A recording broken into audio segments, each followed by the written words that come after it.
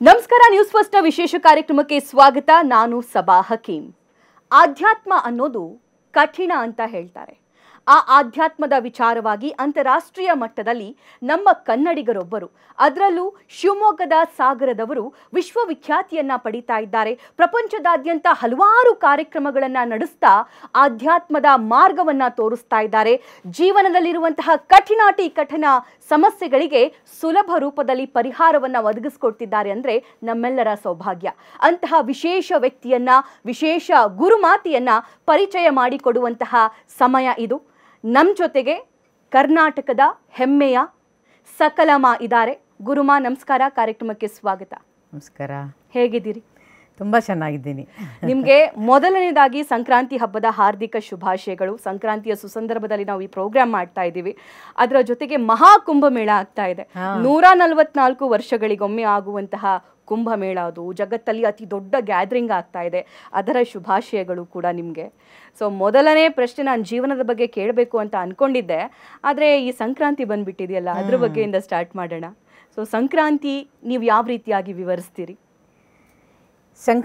ಸಂಕ್ರಾಂತಿಯನ್ನು ಸಾಮಾನ್ಯವಾಗಿ ನಾವು ಎಳ್ಳು ತಿಂದು ಒಳ್ಳೆ ಮಾತನ್ನು ಹಾಡು ಅನ್ನುವ ಒಂದು ನಾಣ್ಣುಡಿಯನ್ನು ಇಟ್ಕೊಂಡು ಹಬ್ಬವನ್ನು ಆಚರಿಸ್ತೀವಿ. ಇದಕ್ಕೆ ಆ್ಯಕ್ಚುಲಿ ಬಹಳ ಆಳವಾದಂತಹ ಆಧ್ಯಾತ್ಮಿಕವಾದಂತಹ ಅರ್ಥವೂ ಇದೆ. ಆಧ್ಯಾತ್ಮಿಕ ಅಂದ ತಕ್ಷಣ ಜನ ಭಯ ಬೀಳ್ತಾರೆ. ಇದು ನಮಗಲ್ಲಪ್ಪ, ಇದು ಕಬ್ಬಿಣದ ಕಡಲೆ, ಮುಂದೆ ಯಾವಾಗಾದ್ರೂ ನೋಡೋಣ, ರಿಟೈರ್ಡ್ ಲೈಫ್ ಶುರುವಾದಾಗ ಬೇರೆ ಇನ್ನೇನು ಮಾಡೋಕ್ಕಿಲ್ವಲ್ಲ ಅಂದಾಗ ಆಧ್ಯಾತ್ಮವನ್ನು ತೆಗೆದುಕೊಳ್ಳೋಣ ಅಂತ. ವೀಕ್ಷಕರೇ,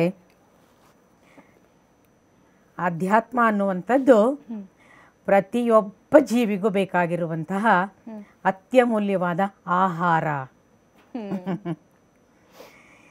ಸಂಕ್ರಾಂತಿಯ ವಿಷಯಕ್ಕೆ ಬಂದರೆ ಇದಕ್ಕೆ ಇನ್ನೊಂದು ಶಬ್ದ ಇದೆ, ಸಂಕ್ರಮಣ ಅಂತ. ಹೌದು. ಸಂಕ್ರಮಣ ಅಂದರೆ, ಕ್ರಮಣ ಅಂತಂದರೆ ಕ್ರಮಿಸುವುದು, ಏರುವುದು, ಮುಂದಕ್ಕೆ ಹೋಗೋದು, ಪ್ರೋಗ್ರೆಸ್ ಆಗುವಂಥದ್ದು, ಪಥಚಲನ, ಪಥಸಂಚಲನ.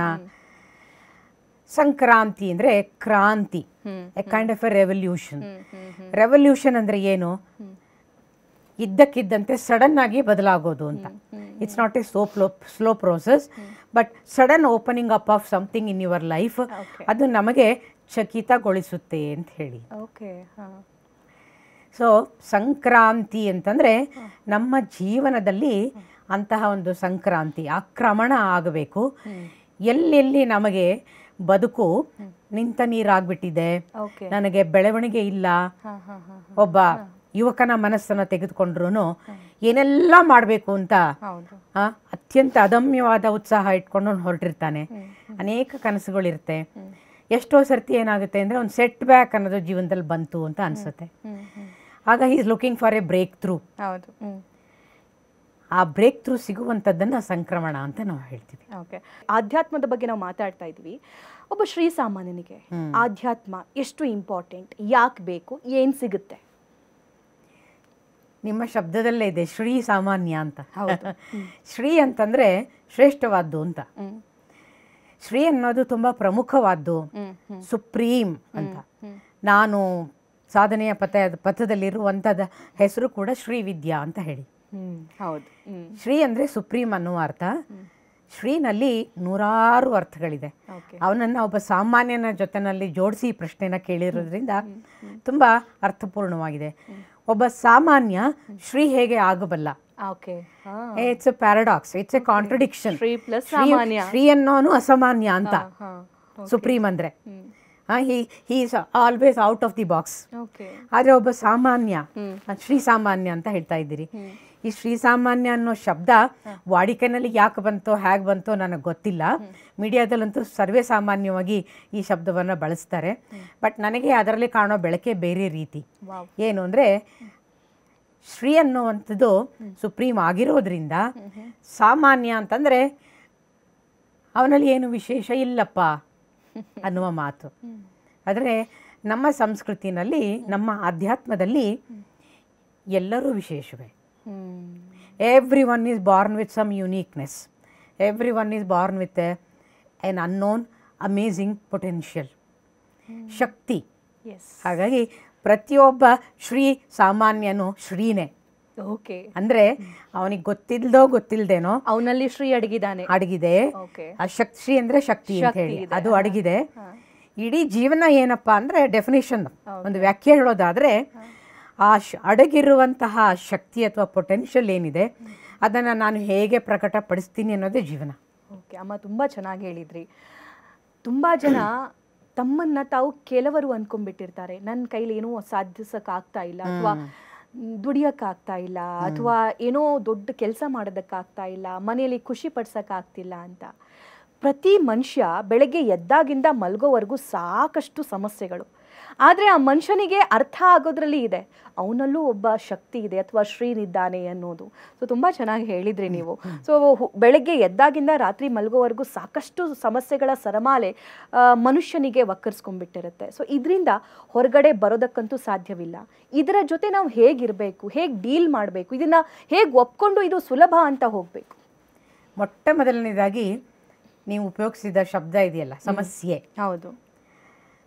ಸಮಸ್ಯೆಯನ್ನು ನಾವು ಜೀವನದಲ್ಲಿ ಯಾವಾಗ ಸವಾಲಾಗಿ ಸ್ವೀಕರಿಸ್ತೀವಿ ಆಗ ಒಳಗಡೆ ಇರುವ ಶಕ್ತಿ ಹೊರಗಡೆ ಪ್ರಕಟವಾಗಿ ಆ ಕೆಲಸ ಏನದು ಮಾಡಬೇಕು ಮಾಡಿ ಸಮಸ್ಯೆಯನ್ನು ಸವಾಲಾಗಿ ಸ್ವೀಕರಿಸುವಂತಹ ಮನೋಭಾವವನ್ನು ಮನುಷ್ಯನಿಗೆ ಕೊಟ್ಟಾಗ ಸಮಸ್ಯೆಯಾಗಿ ಉಳಿಯೋದೇ ಇಲ್ಲ.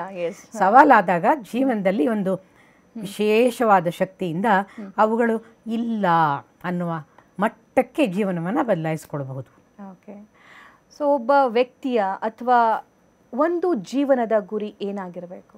ತುಂಬಾ ಜನರಿಗೆ ಹಣ ಮಾಡಬೇಕಂತ ಇರುತ್ತೆ, ತುಂಬಾ ಜನರಿಗೆ ತಪ್ಪೇನಿಲ್ಲ, ಡೆಫಿನೆಟ್ಲಿ ಹಣ ಇದ್ರೆ ನಾವು ನೆಮ್ಮದಿಯಿಂದ ಜೀವಿಸೋದಕ್ಕೆ ಸಾಧ್ಯ ಅಂತಾರೆ, ಆದರೆ ಅದು ಉತ್ತಮ ಮಾರ್ಗದಲ್ಲಿ ಇರಬೇಕು ಅನ್ನೋದು. ಸೊ ಕೆಲವೊಬ್ಬರಿಗೆ ದೊಡ್ಡ ಸಿಂಗರ್ ಆಗಬೇಕು, ಅಥವಾ ದೊಡ್ಡ ಜರ್ನಲಿಸ್ಟ್ ಆಗಬೇಕು, ದೊಡ್ಡ ಪೊಲಿಟಿಷಿಯನ್ ಆಗಬೇಕು, ಒಳ್ಳೆಯ ಹಾಸ್ಪಿಟಲ್ ಕಟ್ಟಬೇಕು, ಸ್ಕೂಲ್ ಕಟ್ಟಬೇಕು ಅಂತ ಅನ್ನೋದು.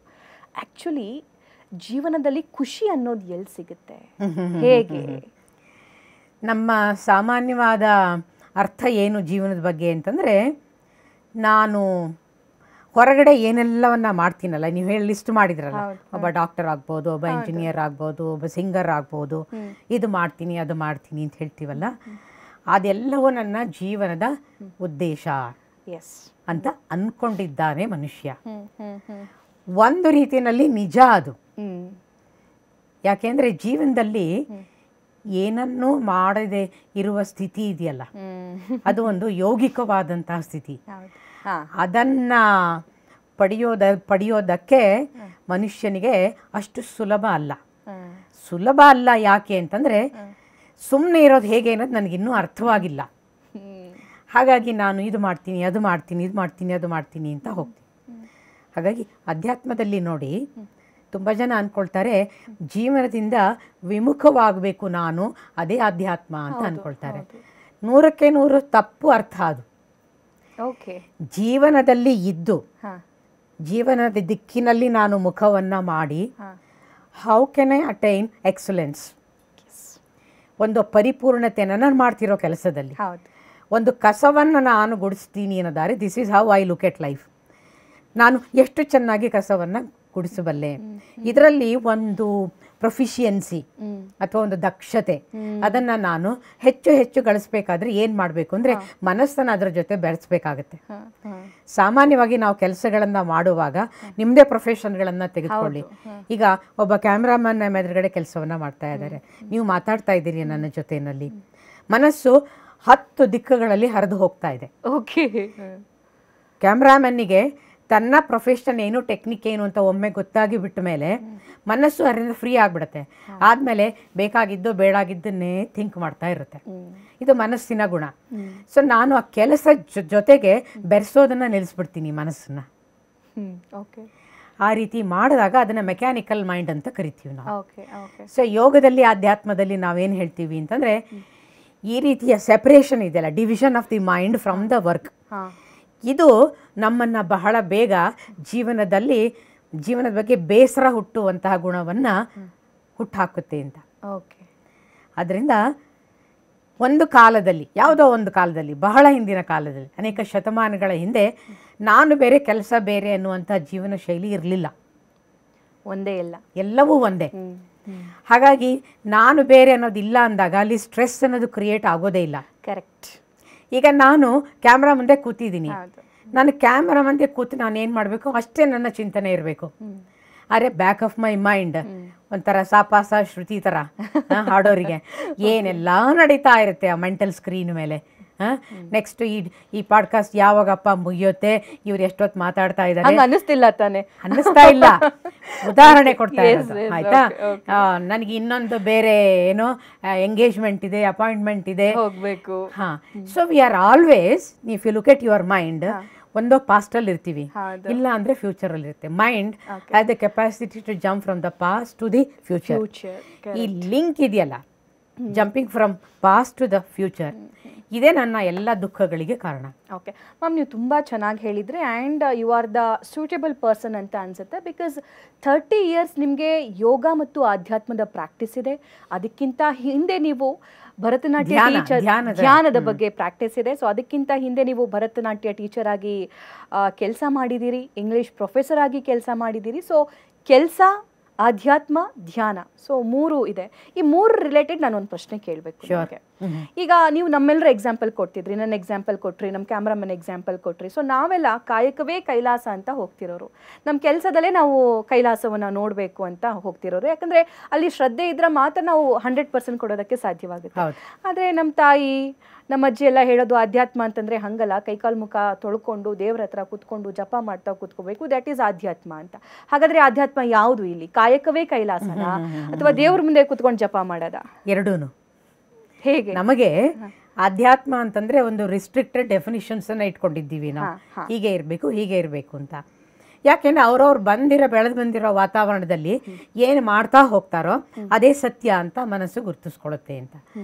S, I call it a discipline. ಕೈಕಾಲು ಮುಖ ತೊಳ್ಕೊಂಡು ಒಂದು ಜಾಗದಲ್ಲಿ ಕೂತ್ಕೊಂಡು ಮನಸ್ಸನ್ನು ಏಕಾಗ್ರ ಮಾಡೋದಕ್ಕೆ ಅದು ಹೆಲ್ಪ್ ಮಾಡುತ್ತೆ ಅಂತ. ಮಾಡಿದಾಗ ನೀವು ದೇವರನ್ನ ನೆನೆಸ್ಕೊಳ್ಳೋದು, ಧ್ಯಾನವೋ, ಜಪವೋ, ತಪವೋ, ಪೂಜೆನೋ ಏನೋ ಒಂದು ಮಾಡಿದರೆ ಮನಸ್ಸು ಅದರಲ್ಲಿ ನಿಲ್ಲುತ್ತೆ ಅಂತ ಹೇಳಿ. ನೋಡಿ, ಯಾವುದೇ ಪೂಜೆ, ಧ್ಯಾನ, ಜಪ, ತಪ, ನಿಮ್ಮ ಕೆಲಸ, ನೀವು ಮಾಡ್ತಿರೋ ಕೆಲಸ ಎಲ್ಲವೂ ಒಂದೇ, ಬೇರೆ ಅಲ್ಲ. ಹಾಗಾಗಿ ಇದರ ಹಿಂದೆ ಇರುವ ಸತ್ಯ ಏನು? ಕುತ್ಕೊಂಡು ಜಪ ಮಾಡೋದಿರ್ಬೋದು, ಧ್ಯಾನ ಮಾಡೋದಿರ್ಬೋದು, ಕೈಕಾಲು ತೊಳ್ಕೊಂಡು ಮುಖ ತೊಳ್ಕೊಂಡು ಕೂತ್ಕೊಳ್ಳೋದು, ಮನಸ್ಸನ್ನ ಏಕಾಗ್ರ ಕೇಂದ್ರೀಕೃತಗೊಳಿಸೋದು. ಅಂದ್ರೆ ನಾ ಈಗ ತಾನೇ ಹೇಳದ್ನಲ್ಲ, ಮನಸ್ಸನ್ನ ಏಕಾಗ್ರ ಮಾಡೋದು ಅಂದ್ರೆ 100ಕ್ಕೆ 99.99 ಜನಕ್ಕೆ ಏನು ಅಂತ ಗೊತ್ತಿಲ್ಲ. ಏನದು? ಕಾನ್ಸಂಟ್ರೇಷನ್ ಮಾಡಿ. ನಾವು ನಮ್ಮ ಮಕ್ಕಳಿಗೂ ಬೈತೀವಿ, ಏನು 5 ನಿಮಿಷ ಕಾನ್ಸಂಟ್ರೇಟ್ ಮಾಡಿ ನಿನಗೆ ಕುತ್ಕೊಂಡು ಓದಕ್ಕಾಗಲ್ಲ ಅಂತ. ಆ ಶಬ್ದ ಉಪಯೋಗಿಸುವಂತಹ ವ್ಯಕ್ತಿಗೆ ಗೊತ್ತಿದೆಯಾ ಕಾನ್ಸಂಟ್ರೇಷನ್ ಅಂದ್ರೆ ಅನ್ನೋ ಪ್ರಶ್ನೆ ಅಂತ. ಏನು ಕಾನ್ಸಂಟ್ರೇಷನ್ ಅಂದ್ರೆ? ತುಂಬ ಸರಳವಾಗಿ ನಾನು ನಿಮಗೆ ಹೇಳ್ತೀನಿ, ಮನಸ್ಸನ್ನ ವರ್ತಮಾನದಲ್ಲಿ ನಿಲ್ಲಿಸೋದು ಅಂತ. ಹೇಗಮ್ಮ ಅದು?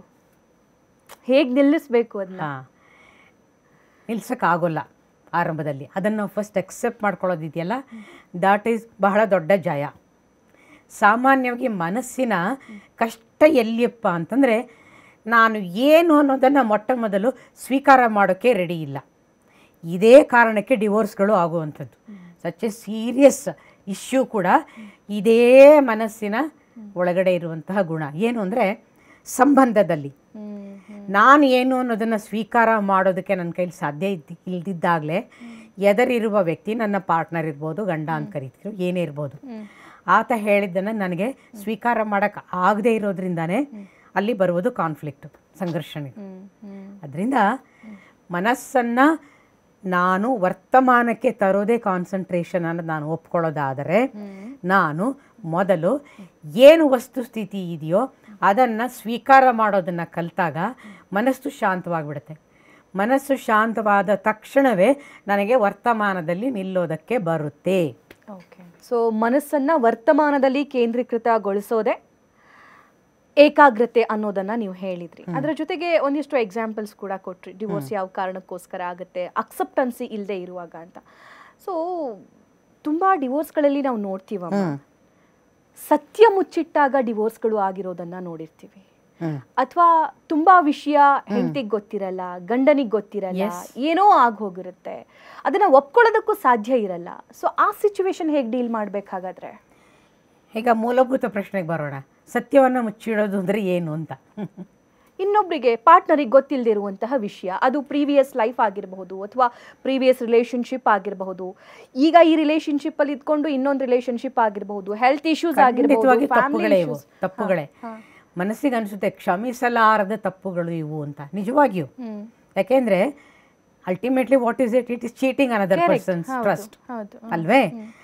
ಅದರಿಂದ ನನಗೇನಾಗುತ್ತೆ, ಹರ್ಟ್ ಆಗುತ್ತೆ. ಜಸ್ಟ್ ಅನಲೈಸ್ ದಿ ಸಿಚುವೇಶನ್, ಆಯ್ತಾ? ಹರ್ಟ್ ಆಗುತ್ತೆ. ಹರ್ಟ್ ಆದಾಗ ನಾನೇನು ಯೋಚನೆ ಮಾಡ್ತೀನಿ, ಈ ವ್ಯಕ್ತಿ ನನ್ನಿಂದ ಮುಚ್ಚಿಟ್ಟಿದ್ದ ಯಾತಕ್ಕೆ, ಇದರಿಂದ ನನಗೆ ಹರ್ಟ್ ಆಯಿತು, ನನಗೆ ಮೋಸ ಆಯಿತು ಅಂತ ಹೇಳಿ. ಸೊ ಇದೆಲ್ಲವನ್ನ ನೀವು ಒಟ್ಟಾರೆ ನೋಡಿದಾಗ ಇಮೋಷನ್ಸ್, ಭಾವನೆಗಳು, ತೀವ್ರವಾದ ಭಾವನೆಗಳು ಅಂತ. ಸಮಸ್ಯೆ ಡಿವೋರ್ಸಿನ ಬಗ್ಗೆ ಇದ್ದರೂ ಕೂಡ ಅದು ಮೂಲಭೂತವಾಗಿ ತೀವ್ರವಾದ ಭಾವನೆಗಳಲ್ಲಿದೆ. ಇದನ್ನ ನಾನು ಡಿವೋರ್ಸಿಂದಾನೂ ಹ್ಯಾಂಡಲ್ ಮಾಡ್ಬೋದು, ಡಿವೋರ್ಸ್ ಅಲ್ಲದೆ ಬೇರೆ ಮಾರ್ಗಗಳಲ್ಲೂ ಹ್ಯಾಂಡಲ್ ಮಾಡ್ಬೋದು, ಪ್ರೀತಿಯಿಂದ ಹ್ಯಾಂಡಲ್ ಮಾಡ್ಬೋದು. ಪ್ರೀತಿಯಿಂದ ಜಯಿಸಕ್ಕೆ ಆಗದೇ ಇರುವಂತಹ ಯಾವ ಸಂಬಂಧಗಳು ಇಲ್ಲ. ಒಬ್ಬ ವ್ಯಕ್ತಿ ಆ ರೀತಿ ಮಾಡ್ತಿದ್ದಾನೆ ಅಂತಂದರೆ ಅವನ ಜೀವನದಲ್ಲಿ ಯಾವುದೋ ಒಂದು ಕೊರತೆ, ಭಾವನೆಯ ಕೊರತೆ ಇರೋದ್ರಿಂದ ನೀವು ಹೇಳ್ಬೋದು ಇದು ತುಂಬ ಸೈಂಟ್ಲಿ ಆ್ಯಟಿಟ್ಯೂಡ್ ಆಯಿತು, ಇದರಿಂದ ನಮಗೇನು ಉಪಯೋಗ ಆಗುತ್ತೆ ಅಂತ ಹೇಳಿ ಅಂತ. Okay, if you don't want to take up that path, ಇನ್ನೊಬ್ಬರ ಸಮಸ್ಯೆನ ಯಾಕೆ ನನ್ನಿಂದ ಮುಚ್ಚಿಟ್ಟಿರಬಹುದು ಅನ್ನೋದನ್ನು ಹುಡುಕಿ ಪ್ರೀತಿಯಿಂದ ಅದನ್ನು ಸಾರ್ಟ್ ಔಟ್ ಮಾಡೋದಕ್ಕೆ ನನಗೆ ಮನಸ್ಸಿಲ್ಲ, ನನಗೆ ಬಹಳ ಬೇಗ ರಿಸಲ್ಟ್ಸ್ ಬೇಕು, ನಾನು ಸುಖವಾಗಿರೋದು ಇಂಪಾರ್ಟೆಂಟೇ ಹೊರತು ಇವನ ಜೊತೆ ಈ ಕಷ್ಟದಲ್ಲಿ ನಾನು ಯಾಕೆ ಹೇಗಬೇಕು ಅಂತ. ಆದರೆ ಅಗೇನ್ ಆ ನಿಮ್ಮ ಮನಸ್ಸು ಕೂಡ ಅಷ್ಟೇ ಅಶುದ್ಧವಾದ್ದು ಅಂತ ಆಯಿತು. ಕರೆಕ್ಟ್. ಎರಡು ಕಡೆ ಪ್ರೀತಿ ಇಲ್ಲ ಅಂತ ಆಯಿತು. ಅನೇಕರು ನಂತರ ಕೌನ್ಸಿಲಿಂಗಿಗೆ ಬರ್ತಾರೆ ಇಂಥ ವಿಷಯದಲ್ಲಿ ಯಂಗ್ಸ್ಟರ್ಸ್. ನಾನು ಈ ಪ್ರಶ್ನೆಗಳನ್ನು ಮಾಡಿ ಅವರಿಗೆ ಕೊನೆಗೆ ಇದು ಸಾಧ್ಯವೇ ಆಗಲ್ಲ ಅಂತ ಆದಾಗ ಓಕೆ ಟೇಕ್ ಡಿವೋರ್ಸ್ ಅಂತ ಹೇಳಿದ್ದುಂಟು. I am not a conservative person to say this is bad, divorce is not good. No, because ultimately ನಿಮ್ಮ ಮನಸ್ಸುಗಳು ಯಾವ ಹಂತದಲ್ಲಿದೆ ಅನ್ನೋ ಹಾಗೆ. ಇದೇ ಒಬ್ಬ ವ್ಯಕ್ತಿಗೆ ನಾನು ಡಿವೋರ್ಸ್ ಮಾಡ್ಕೊಳ್ಳಿ ಅಂತ ಹೇಳಿದ್ರು, ಇನ್ನೊಂದು ಸಂಬಂಧದಲ್ಲಿ ಅವರನ್ನು ಮತ್ತೆ ಜೋಡಿಸೋದಕ್ಕೆ ಪ್ರಯತ್ನ ಮಾಡಿದ್ದು ಉಂಟು. ಹಾಗಾಗಿ ಮನಸ್ಸು ಅನ್ನೋದು ಒಬ್ಬರ ಮನಸ್ಸು ಇನ್ನೊಬ್ಬರ ಮನಸ್ಸಿನ ಜೊತೆ ಒಂದೇ ಥರ ಇರಬೇಕು ಅಂತಿಲ್ಲ. ಹಾಗಾಗಿ ಒಂದು ಡಿವೋರ್ಸ್ನಲ್ಲಿ ಭಾವನೆಗಳೇ ಮುಖ್ಯ. ಆ ಭಾವನೆಗಳು ನಾವು ಅಂದ್ಕೊಂಡ ಹಾಗೆ ಮದುವೆಗೆ ಮುಂಚೆ ಒಂದು ರೀತಿ ಇರುತ್ತೆ. ಯಾವುದೋ ಒಂದು ಒಳ್ಳೆ AC ರೆಸ್ಟೋರೆಂಟಲ್ಲಿ ಕೂತ್ಕೊಂಡು ಕೊಕ್ಕೋ ಕೋಲಾನ ಪೈಪ್ ಹಾಕಿ ಕುಡಿಯುವಾಗ ಇರುವಂತಹ ಸಂಬಂಧ ಆಮೇಲೆ ಜವಾಬ್ದಾರಿಗಳ ಜೊತೆಯಲ್ಲಿ ಜೀವನ ಮಾಡಬೇಕಾಗುತ್ತಲ್ಲ. ಏನಂತ, ನಾನು ಒಬ್ಬನೇ ಅಲ್ಲಮ್ಮ, ನನ್ನ ಅಮ್ಮ ಅಪ್ಪನೂ ಇದ್ದಾರೆ, you have to take care of them ಅಂದಾಗ ಕಷ್ಟ ಆಗುತ್ತೆ. ಇದರಲ್ಲಿ ಯಾವುದು ಮುಚ್ಚಿಡೋದು, ಯಾವುದು ಮುಚ್ಚಿಡದೇ ಇರೋದು, ಇದು ಓಪನ್ ಸತ್ಯ. ಇದು ಗೊತ್ತಾಗ್ಲೇಬೇಕು, ಇದು ಗೊತ್ತಾಗ್ಲೇಬೇಕು ಮದ್ವೆ ಮುಂಚೆ. ಆದರೆ ಹುಡುಗಿಯರ ಹುಡುಗಿಯರ ಬಗ್ಗೆ ಮಾತ್ರ ಹೇಳ್ತಿದ್ದೀನಿ ಅಂತಲ್ಲ, ಹುಡುಗಿಯರ ಬಿಹೇವಿಯರ್ ಹೇಗಿರುತ್ತೆ ಅಂತಂದ್ರೆ, ನಿಮ್ಮ ಅಪ್ಪ ಅಮ್ಮನ ನಾನು ನೋಡ್ಕೋಬೇಕಾ ಅಂತ ಹೊಸದಾಗಿ ಪ್ರಶ್ನೆ ಕೇಳ್ತಾರೆ ಮದುವೆ ಆದಮೇಲೆ. ಅಂದರೆ ಮದುವೆ ಅನ್ನೋದ್ರ ಹಿಂದೆ ಒಂದು ಸೆನ್ಸ್ ಆಫ್ ರೆಸ್ಪಾನ್ಸಿಬಿಲಿಟಿ ಅಂತ ಮುಂಚಿನ ಜನರಲ್ಲಿ ಇತ್ತಲ್ಲ, ಅದು ತುಂಬ ಕಡಿಮೆ ಆಗಿದೆ ಇವಾಗ. ಹಾಗಂತ ಹಿಂದೆ ಇದ್ದದ್ದು ಎಲ್ಲವೂ ಚೆನ್ನಾಗಿತ್ತು ಅಂತಲೂ ನಾನೇನು ಹೇಳೋದಿಲ್ಲ. ಹಿಂದೆ ಒಂದು ಡಿವೋರ್ಸ್ ಅಂತ ಮಾಡಿಕೊಂಡ್ರೆ that was A social stigma. Correct. ಹಾಗಾಗಿ ಜನ ಕಷ್ಟವೋ ಸುಖವೋ ಬಾಯಿ ಮುಚ್ಕೊಂಡು ಸುಮ್ಮನೆ ಹೇಗೋ ಜೀವನ ಮಾಡ್ಬಿಡ್ತಾ ಇದ್ರು. ಈಗ ಅದಕ್ಕೊಂದು ಸ್ವಲ್ಪ ನಿಮಗೆ ಸ್ಪೇಸ್ ಸಿಗ್ತಾ ಇರೋದ್ರಿಂದ let me go out and enjoy my life and express myself ಅಂತ. ಅದರಲ್ಲೂ ಸುಖ ಇಲ್ಲ, ಇದರಲ್ಲೂ ಸುಖ ಇಲ್ಲ. So look at your mind. ಇದರಲ್ಲಿ ಸುಖ ಇಲ್ವಾ ಹಾಗಾದ್ರೆ? ಎಲ್ಲಿದೆ ಸುಖ? Out of that toxic relationship. ನಾನು ತುಂಬಾ ಹತ್ತಿರದಿಂದ ಸಬಾರ್ಡಿನೇಟ್ ಜನರನ್ನ ನೋಡ್ಬಿಟ್ಟಿದ್ದೇನೆ. That phase of coming out, ಆಮೇಲೆ ಇನ್ನೊಂದು ರಿಲೇಶನ್ಶಿಪ್ಪನ್ನು ಹುಡ್ಕೊಳ್ಳುವ ಫೇಸು, ಆಮೇಲೆ ಆ ರಿಲೇಶನ್ಶಿಪ್ಪಲ್ಲಿ ಹಿಂದಿಂದನ್ನು ಮರೆತು ಸ್ಟಾರ್ಟ್ ಮಾಡೋದು, ಹೊಸದಾಗಿ ಜೀವನ ಮಾಡುವಾಗ ಯಾವಾಗಲೂ that fear. Already my life has been a failure in my relationship. How is it going to be? How is it going to be? So I always watch what the other person is. Question ನನ್ನ mind ಅಲ್ಲಿ ಇತ್ತು, ನೀವು ತುಂಬಾ ಚೆನ್ನಾಗಿ ಹೇಳ್ತಿದ್ರಿ. Yes please. ಅದನ್ನ examine ಮಾಡ್ತಾ ಆ ಮೆಂಟಲ್ ಸ್ಕ್ರೀನ್ ಇಂದಾನೆ, ಅಂದರೆ ಗಾಗಲ್ಸ್ ಹಾಕೊಂಡು ನಾವು ಕಲರ್ನ ನೋಡ್ತೀವಲ್ಲ, ಈ ಥರ ಹಿಂಗೆ ಹಾಕೊಂಡ್ಬಿಟ್ರೆ ನನಗೆ ಎಲ್ಲವೂ ಕೂಲಾಗಿ ಕಾಣಿಸುತ್ತೆ. ಆದರೆ ಬಿಚ್ಚಿದ ಮೇಲೆ ಗೊತ್ತಾಗುತ್ತೆ ಅದು ವಾಟ್ ಇಸ್ ರಿಯಲ್ ಅಂತ. ಸಂಬಂಧಗಳನ್ನು ನಾವು ಹಾಗೆ ನೋಡೋಕ್ಕೆ ಶುರು ಮಾಡ್ತೀವಿ. So there is no natural way to look at the other person in a fresh way. ಹಾಗಾಗಿ ಆ ಕನ್ನಡಕವನ್ನೇ ಹಾಕ್ಕೊಂಡು ನಾನು ನೋಡೋದ್ರಿಂದ it is a very tough going even in the second relationship, third relationship, fourth relationship. ನಾನು ನಿಮ್ಮನ್ನೆಲ್ಲ ಕೇಳೋದು ಯುವಜನಾಂಗವನ್ನು, ಈ ಪ್ರಯತ್ನವನ್ನು ಮಾಡ್ತಿರಲ್ಲ 2ನೇದರಲ್ಲಿ, 3ನೇದರಲ್ಲಿ, 4ನೇದರಲ್ಲಿ, ಅದನ್ನೇ ಮೊದಲನೇದರಲ್ಲೂ ಮಾಡ್ಬೋದಲ್ಲ. ಆಮೇಲೆ ಇನ್ನೊಂದು ಬಹಳ ಮುಖ್ಯವಾದ, ನಾನೆಲ್ಲ ಪಾಡ್ಕಾಸ್ಟಲ್ಲೂ ಹೇಳ್ತಾ ಇರ್ತೀನಿ, because it's contextual, I want to repeat it. ನಮ್ಮ ಜೀವನದಲ್ಲಿ ಎಲ್ಲದಕ್ಕೂ ಕ್ವಾಲಿಫಿಕೇಶನ್ ಬೇಕು ಅಂತ ಹೊಡೆದಾಡ್ತೀವಿ. ಈಗ ನೀವು ಆ್ಯಂಕರ್ ಆಗಬೇಕಾದ್ರೆ you have come through certain challenges, difficulties, and you learned and you become an experienced anchor. ಮದುವೆ ವಿಷಯಕ್ಕೆ ಬಂದರೆ ಯಾಕೆ ನಾವು ಈ ರೀತಿ? ಹೌದು. Are we really trained? No. ಆ ಗೊಂದಲ ನನ್ನಲ್ಲೂ ಇದೆ. ಎಲ್ಲರೂ ಏನು ಅಂದ್ಕೊಳ್ತಾರೆ ಅಂತಂದರೆ, ಇದು ಒಂದು ನ್ಯಾಚುರಲ್ ಪ್ರೋಸೆಸ್ಸು ಮದುವೆ ಅಂತ ಆಗೋದು. ಹಬ್ಬಬ್ಬ ಅಂತಂದರೆ ಸೋಷಿಯಲ್ ಅಕ್ಸೆಪ್ಟೆನ್ಸಿಗೋಸ್ಕರ ಮದುವೆ ಆಗೋದು. ಇಲ್ಲಿದ್ರೆ ಲಿವ್ ಇನ್ ಟುಗೆದರಲ್ಲಿ ತುಂಬ ಜನ 20-30 ವರ್ಷ ಇವತ್ತೆಲ್ಲ ಕಳೆದ್ಬಿಟ್ಟು ಕೊನೆಯಲ್ಲೂ ನೀನೇನು ಅಂತ ನನಗೆ ಅರ್ಥ ಆಗಲಿಲ್ಲ, boy my dear, what next then ಅಂತ ಹೋಗುವಂಥವ್ರು ನನ್ನ ಹತ್ರ ಬರ್ತಾರೆ. 20-30 ವರ್ಷ ಕಳೆದು ಮದುವೆ ಅನ್ನುವ ಒಂದು ಸ್ಥಿತಿಗೆ ಬೇಕಾಗಿರುವಂತಹ ಸ್ವಲ್ಪ ಮಟ್ಟಿನ ಟ್ರೈನಿಂಗು ಎಲ್ಲೂ ಸಿಗ್ತಾ ಇಲ್ಲ ಇವತ್ತಿನ ಕಾಲದಲ್ಲಿ. ಅಪ್ಪ ಅಮ್ಮಂದ್ರು, ಅಮ್ಮ ಮುಂಚೆನೂ ಸಿಕ್ಕಿಲ್ಲಮ್ಮ, ಅದು ಮುಂಚೆನೂ ಸಿಕ್ಕಿಲ್ಲ. ಮತ್ತೆ ಆದರೆ ಒಂದು ಕೌಟುಂಬಿಕ ವ್ಯವಸ್ಥೆನಲ್ಲಿ, ಒಂದು ಜಾಯಿಂಟ್ ಫ್ಯಾಮಿಲಿ ಸಿಸ್ಟಮಲ್ಲಿ ತಕ್ಕ ಮಟ್ಟಿಗೆ ನ್ಯಾಚುರಲ್ ಆಗಿ ಅದನ್ನು ಇಂಬೈಬ್ ಮಾಡ್ಕೊಳ್ತಾ ಇದ್ರು ಮಕ್ಕಳು. ಹೇಳದೇನೆ ತಾಯಿಯನ್ನು ನೋಡಿ ಕೆಲವನ್ನ ಕಲಿಯುವಂಥದ್ದು, ತಂದೆಯನ್ನು ನೋಡಿ ಕಲಿಯುವಂಥದ್ದು. ಇವತ್ತು ಅಪ್ಪ ಅಮ್ಮಂಗೆ ಎಲ್ಲಿ ಪುರ್ಸೊತ್ತಿದೆ ಟೈಮ್ ಕೊಡೋದಕ್ಕೆ? How can they become model behaviours to a child?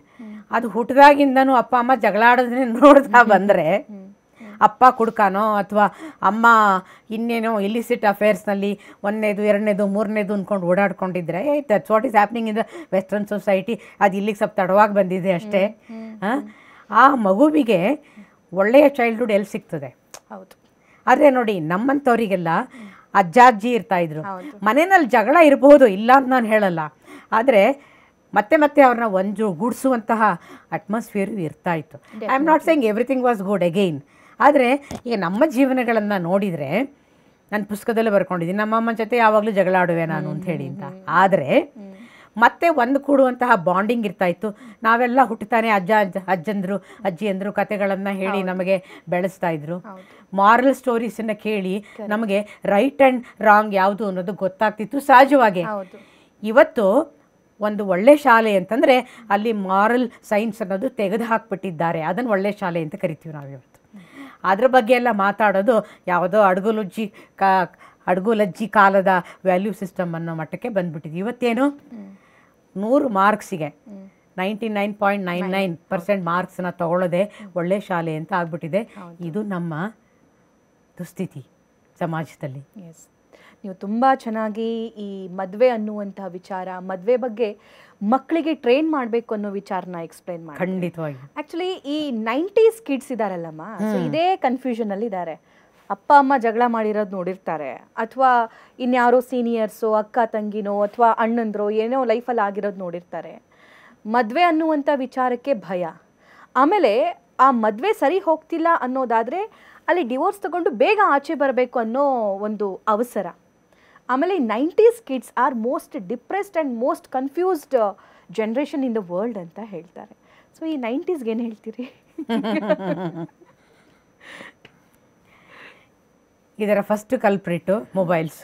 Okay. ಇವತ್ತು ಮಕ್ಕಳಿಗೆ ಏನು ಸಿಗೋದಿಲ್ಲ ಮೊಬೈಲ್ನಲ್ಲಿ ಹೇಳಿ. ಹಾಗಾಗಿ ದೋಷ ಎಲ್ಲಿದೆ ಅಂತಂದರೆ the speed of the mind. ಮಕ್ಕಳಿಗೆ ನಾನು ಕ್ಲೋಸ್ಲಿ ಅಬ್ಸರ್ವ್ ಮಾಡ್ತಾ ಇರ್ತೀನಿ ಮಕ್ಕಳನ್ನು. ಒಂದು ನಿಮಿಷವು ಶಾಂತವಾಗಿ ಕೂತ್ಕೊಳ್ಳೋದು ಹೇಗೆ ಅನ್ನೋದನ್ನು ಯಾರು ಕಲಿಸಿದ್ದಾರೆ ಇವತ್ತು? ಆ ಮಕ್ಕಳನ್ನ ಆ ರೀತಿ ಆಗೋದಕ್ಕೆ ಕಾರಣ ಯಾರು? ನಾವೇ ಪೇರೆಂಟ್ಸ್. ಮಕ್ಕಳನ್ನ ಯಾವಾಗ್ಲೂ ಓದು ಓದು ಓದು, ನಾಳೆ ನೀನು ಡಾಕ್ಟ್ರ್ ಆಗಬೇಕು, ಇಂಜಿನಿಯರ್ ಆಗಬೇಕು, ಫಾರಿನಿಗೆ ಹೋಗಿ ಡಾಲರ್ಸನ್ನು ತೊಗೊಂಡು ಬರಬೇಕು, ಆಮೇಲೆ ಅಪ್ಪ ಅಮ್ಮನ ಅವರು ಓಲ್ಡ್ ಏಜ್ ಹೋಮಿಗೆ ಸೇರಿಸ್ತಾರೆ, ಆ ವಿಷಯ ಬೇರೆ. But look at the attitude of every parent today, what they suggest in different ways. Money money money money, ಹಣ ಬೇಕು. ಹಣ ಇದ್ದರೆ ನಮಗೆ ಒಂದು ಸುಖ ಜೀವನವನ್ನು ಮಾಡೋದಕ್ಕೆ ಆಗುತ್ತೆ. ಅರೆ ಆ ಸುಖ ಏನದು? ಸೋಮಾರಿತನದ ಸುಖ. ವ್ಯವಸ್ಥೆಗಳು ಯಾಕೆ ಬೇಕು ಅಂತಂದರೆ ಅದರಲ್ಲಿ ಸಮಯ ಉಳಿತಾಯ ಮಾಡಿ ನಾನು ಇನ್ಯಾವುದಾರ ಒಂದು ದೊಡ್ಡದನ್ನು ಸಾಧನೆ ಮಾಡೋದಕ್ಕೆ ಆಗುತ್ತೆ ಅನ್ನೋದರೆ ಆ ಸುಖ ಬೇಕು. ಇವತ್ತು ಬಹಳ ಜನಕ್ಕೆ ಸುಖ ಅಂದರೆ ಏನು? ಒಳ್ಳೆ ಫ್ಲ್ಯಾಟು, ಡೀಲಕ್ಸ್, ಎಲ್ಲ ಸೌಕರ್ಯಗಳು ಇರೋದು ಅಂದರೆ ಏನು? ಕಾಲ ಮೇಲೆ ಕಾಲು ಹಾಕ್ಕೊಂಡು ಯಾವಾಗಲೂ ಕೂತಿರೋದು ಅಂತ. ಇದರಿಂದ empty mind is a devil's workshop. ಕೊನೆಗೆ ನಾವು ನೋಡುವಂಥದ್ದೇನು? ಎಲ್ಲ ಟಿ ವಿ ಸೀರಿಯಲ್ಗಳು ಏನಪ್ಪ, ಅದೇ ಚರ್ವಿತ ಚರ್ವಣ ಕಥೆಗಳೇ. ಟಿ ವಿ ನ್ಯೂಸ್ಗಳಲ್ಲಿ ಏನಿದೆ? ಎಲ್ಲ ಮಸಾಲೆ. ಅವ್ರು ಸರ್ವೈವ್ ಆಗಲೇಬೇಕಲ್ವಾ? ಇದೆಲ್ಲವನ್ನು ನೋಡಿಕೊಂಡು ಬರುವಂತಹ ಮಗುವಿನ ಮನಸ್ಸು ನಾನು ಶಾಂತವಾಗಿ ಒಂದು ಕ್ಷಣ ಕೂತ್ಕೊಳ್ಬೇಕು ಅನ್ನೋದೇ ಗೊತ್ತಿಲ್ಲದೆ ಇದ್ದಾಗ ನಾವು ಒಂದು ಶಾಲೆನ ರನ್ ಮಾಡ್ತೀವಿ. ಅಲ್ಲಿ LKGಗೆ ಬರುವಂತಹ ಮಗುವಿಗೆ 20 ನಿಮಿಷ ಶಾಲೆಯಲ್ಲಿ ಊಟಕ್ಕೆ ಬ್ರೇಕ್ ಕೊಟ್ಟಾಗ ಫಸ್ಟ್ ಶಾಂತವಾಗಿ ಕೂತ್ಕೊಳ್ಳೋದು ಹೇಗೆ ಅನ್ನೋದನ್ನು ಟೀಚ್ ಮಾಡ್ತೀವಿ. ವಿ ಮೇಕ್ ದೆಮ್ ಸಿಟ್. ನಿಮಗೆ ನಮ್ಮ ಶಾಲೆಯ ಮಕ್ಕಳನ್ನೇನಾರ ನೋಡಿಬಿಟ್ರೆ ಆಶ್ಚರ್ಯ ಆಗುತ್ತೆ. ಇಷ್ಟು ಚಿಕ್ಕ ವಯಸ್ಸಿನಲ್ಲಿ ಇವ್ರು ಹೇಗಪ್ಪ ಇಷ್ಟು ಶಾಂತವಾಗಿ ಸ್ಟಿಲ್ಲಾಗಿ ಕೂತ್ಕೊಳ್ತಾರೆ ಅಂತ ಹೇಳಿ. ಕಲಿಸಿದರೆ ಏನನ್ನ ಕಲಿಯೋದಿಲ್ಲ ಸಭಾ ಇವತ್ತು ಮಕ್ಕಳು, ಪ್ರತಿಯೊಂದನ್ನು ಕಲಿತಾರೆ. ನಾವು ಕಲಿಸ್ತಾ ಇಲ್ಲ. ಈಗ ಮಗುಗೆ ನೀನು ಓದ್ತಾ ಕುತ್ಕೋಬೇಕು ಅಂತ ಹೇಳಿ ಅಪ್ಪ ಅಮ್ಮ ಫೋನ್ ಹಿಡ್ಕೊಂಡು ಕುತ್ಕೊಂಡ್ರೆ ಟಿ ವಿ ಸೀರಿಯಲ್ ನೋಡ್ತಾ ಇದ್ರೆ. ಕರೆಕ್ಟ್. ಇನ್ನೊಂದು ಎಕ್ಸ್ಟ್ರೀಮನ್ನು ಹೇಳ್ತೀನಿ. ಕೆಲವು ಪೇರೆಂಟ್ಸು, ಈಗ ನೀವು ಹೇಳಿದ್ರೆ ಅವ್ರು ಟಿ ವಿ ಸೀರಿಯಲ್ ನೋಡ್ತಾರೆ ಅಂತ. ಕೆಲವು ಪೇರೆಂಟ್ಸ್ ಇದ್ದಾರೆ, ಯಾಕಂದರೆ ನಾನು ಡಾನ್ಸು ಕಲಿಸೋದ್ರಿಂದ ಆ ಡಾನ್ಸ್ ಪೇರೆಂಟ್ಸ್ ಎಲ್ಲ ಬರ್ತಾರಲ್ಲ ನಮ್ಮ ಹತ್ರ, ಬಂದು ಮೇಡಮ್ ಮಗಳಿಗೆ ಒಂಚೂರು ಹೇಳಿ, ಸ್ವಲ್ಪ ಚೆನ್ನಾಗಿ ಓದೋಕ್ಕೆ ಹೇಳಿ. ಯಾವಾಗ ನೋಡಿದ್ರು ಡ್ಯಾನ್ಸು ಡ್ಯಾನ್ಸು ಡ್ಯಾನ್ಸು ಮಾಡ್ಕೊಂಡಿರ್ತಾಳೆ, ನಾನು ಡಾನ್ಸೇ ಬಿಡಿಸ್ಬಿಡ್ತೀನಿ ಅಂತ ಅವಳಿಗೆ ಹೆದರಿಸ್ತೀನಿ. ಈ ರೀತಿ ಮಾಡಿರೋಂತಹ ಮಕ್ಕಳು ನಾನು ಹೇಳ್ತೀನಿ, ಇವ್ರು ನನ್ನನ್ನು ಡಾನ್ಸ್ ಬಿಡಿಸಿದ್ರಲ್ಲ, ವಿಚ್ ಐ ಲವ್ ಮೋಸ್ಟ್, ಕೊನೆಗೆ ಡಾಕ್ಟರ್ ಆಗಿ ಡಾಕ್ಟರ್ದು ಮೆಡಿಸಿನ್ ಪ್ರಾಕ್ಟೀಸನ್ನೇ ಬಿಟ್ಬಿಟ್ಟು ಡಾನ್ಸರೇ ಆದವ್ರು ಇದ್ದಾರೆ. ಇದಕ್ಕೆ ಯಾರು ಕಾರಣ? ಎರಡನ್ನೂ ಬ್ಯಾಲೆನ್ಸ್ ಮಾಡ್ಬೋದಾಗಿತ್ತು. ನನ್ನ ಮಗಳು she's MD in Ayurveda and N excellent dancer, audition artist, gold medalist. ಆದರೆ ನಾನು ಹೇಳೋದು, ನಾವು ತಂದೆ ತಾಯಿಯವರು ಯಾವ ಜವಾಬ್ದಾರಿಯನ್ನು ತಗೊಂಡು ಹೇಗೆ ಅದನ್ನು ನಿಭಾಯಿಸ್ತೀವಿ. ಒಂದು ನೋಡಿ, ಪೇರೆಂಟ್ಸು ತಿಳ್ಕೊಳ್ಬೇಕಾಗಿರೋದೇನು ಈ ಮಕ್ಕಳ ಸಮಸ್ಯೆ ಬಗ್ಗೆ ಅಂತಂದರೆ, ನಾವು ತುಂಬ ಟೈಮ್ ಕೊಡಬೇಕು, ಟೈಮ್ ಎಲ್ಲಿದೆ ನಮಗೆ ಕೊಡೋಕ್ಕೆ ಅಂತಾರೆ. ನಾನು ನಿಮ್ಮನ್ನು ಕೇಳೋದು ಪೇರೆಂಟ್ಸನ್ನ, do you know how to give quality time to your children? Quality time ಅಂದರೆ ನಿಮ್ಗೆ ಅರ್ಥ ಆಗಿದೆಯಾ? ಹಾಗಾದರೆ ಏನು ಹಂಗಂದ್ರೆ quality time? Quality time should be filled with love.